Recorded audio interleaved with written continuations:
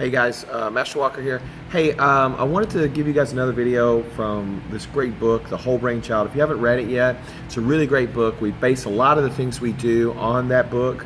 I usually encourage every parent to read that book, but one of the things that it talks about is that I was reading about, one of the takeaways is how to, what to do if a child is hurt or scared or is afraid or something like that, how to kind of handle it, because this comes up a lot with children, especially with parents. If it's their first couple of classes, a lot of times children are scared, and of course if parents are nervous, if children are nervous, parents are nervous, so it's kind of a big thing for those guys. But what to do, one of the things that you can do is when a child has an experience where they're nervous or they're hurt or something like that, is to encourage them to narrate the experience. And what that means is help them use their left brain to talk about some of the emotions that they're feeling, some of the things that happen. In other words, just getting them to tell the story in their own words. One of the things that this does is it helps them gain control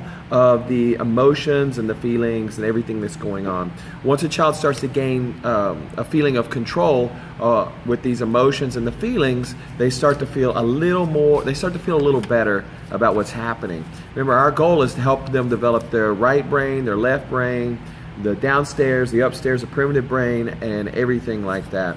Some of the examples of a child being hurt, like for instance, if there's a death in the family, or even another common one for small children is the death of a pet, things like that. Get them to talk about it.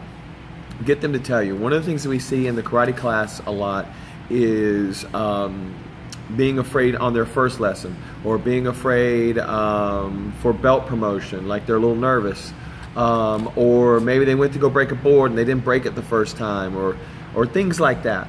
One of the things you want to do is get them to talk about it, get them to tell the story in their own words. So what did they see? How did it feel?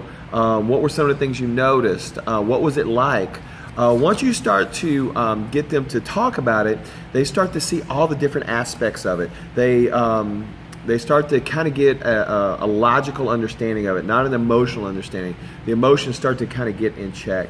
So the left brain starts helping the right brain kind of understand what's going on. If you don't do those things, then what ends up happening, I see this a lot too, is the child could start suppressing those same feelings. A lot of times as a parent, one of the things you want to do is if you see them having trouble, you want to fly in and rescue them and help them, or say something to them like, hey, you better get it right, or you better do this, you better do that. That's probably one of the worst things you can do.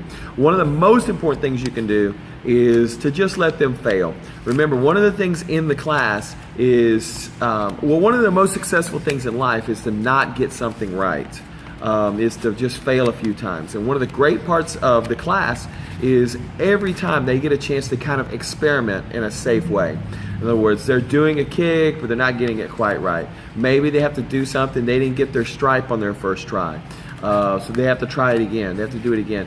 But if you're always flying in, and the parents, one of the reasons why one of the first rules we have is parents aren't allowed to interact in the class is because one of the things you do is if you start interacting, then what happens is the child starts to suppress those feelings. They start to get the wrong idea as to what failure is, what these emotions are, what hurt is. They start to suppress it. So they start to think that some things are wrong, like it's wrong to mess up, or it's wrong to fail, or it's wrong to feel hurt, or it's wrong to cry. And then they don't talk about it.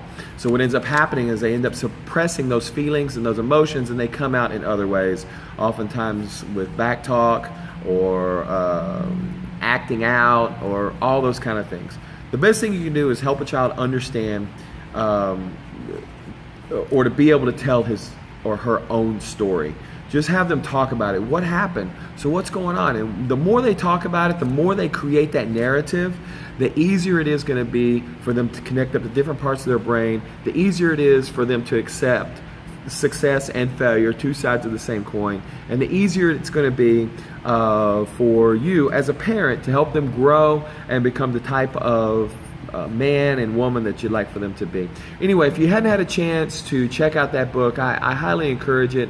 It's called The Whole Brain Child, and it talks about the kids growing up through all the different through all the different stages of life, you know, from newborns to 2, 3, 4, 5, 6, 7, 8, all the way up to your brain's not fully developed to your early 20s.